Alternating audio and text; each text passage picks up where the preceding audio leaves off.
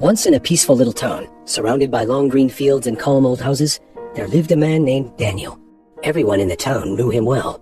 If someone's bicycle chain broke, they shouted for Daniel. If someone needed help carrying boxes, they knocked on Daniel's door. If a lonely person needed someone to talk to, they went straight to Daniel's house. He never said no. He always smiled and said, "Of course I'll help." He believed that helping others made him a better person, and people praised him for his kindness. But slowly, without realizing it, Daniel's life stopped belonging to him. His garden remained half-cleaned. His windows were broken. His roof needed repairs. His own problems were piling up, but instead of fixing them, he was out in the town fixing everything for everyone else. Every night he came home covered in dirt and sweat. His mother looked at him with tired eyes and said, "Daniel, my dear boy, you help everyone, but why does no one ever help you?" Daniel always gave the same small smile and replied, "It's all right, Mom. One day people will remember my kindness." But that day never came. One evening, the sky turned dark, and heavy winds started blowing. The townspeople rushed to protect their gardens and belongings before the storm came. Daniel also ran out, but not to save his own things. He went straight to help his friend Oliver, whose tools and equipment were still lying outside. They worked fast, covering everything with cloths and moving things into the shed. But Daniel's own garden furniture was still outside, his plants still uncovered, and his wooden boxes were still open. And then the storm hit. Rain poured heavily, the wind whipped through the town, and by the time Daniel reached home, almost everything in his garden was ruined.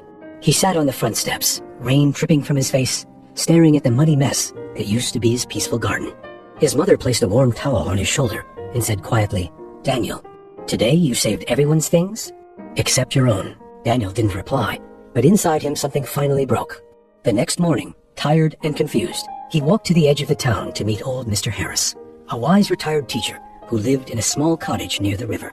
Daniel sat down beside him and said, "Sir, I don't understand what I'm doing wrong. I help everyone, but I feel empty.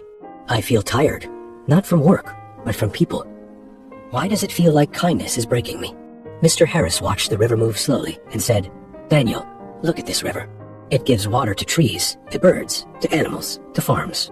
But when it rains too much and the river forgets its path, what happens?" Daniel thought for a moment and said, "It floods. It destroys everything." "Exactly," Mr. Harris said. "Kindness without boundaries becomes self-destruction. You are kind, Daniel, but you have no limits. You run everywhere for everyone, but nowhere for yourself. You think saying no is wrong. But sometimes saying no is the most honest form of self-care."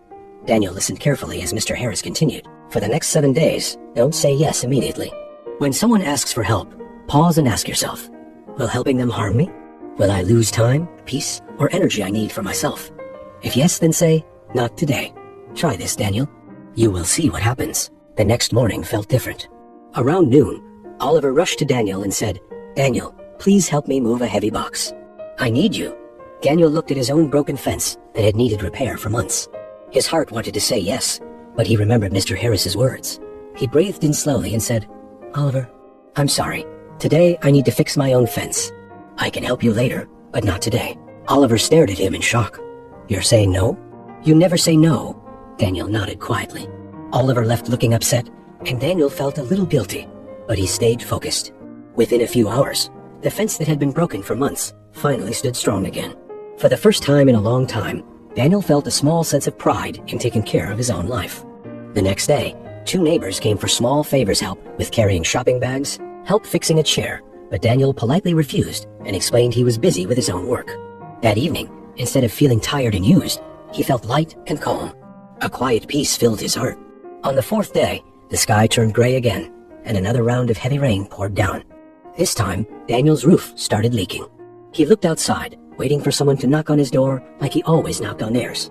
But no one came, not a single person. He could have been angry, but instead he felt something new strength.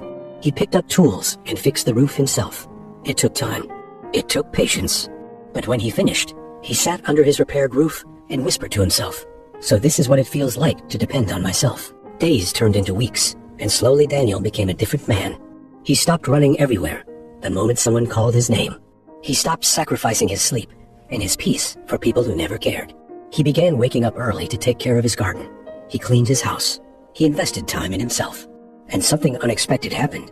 People started respecting him more. Oliver began solving his own issues instead of depending on Daniel. Neighbors stopped calling for every little thing. The town was still friendly, But people no longer treated Daniel like a tool they could use any time. Daniel's house looked better. His garden grew beautifully. His face looked fresher. And for the first time in years, he laughed without feeling tired. He was no longer the man who was always available for everyone. He was the man who valued himself. One afternoon, Mr. Harris visited Daniel. He looked at the healthy plants, the neat yard, and the peaceful smile on Daniel's face. He asked softly, "So Daniel, did the world fall apart when you stopped saying yes to everyone?" Daniel smiled and said, "No, sir. In fact, my world finally started coming together."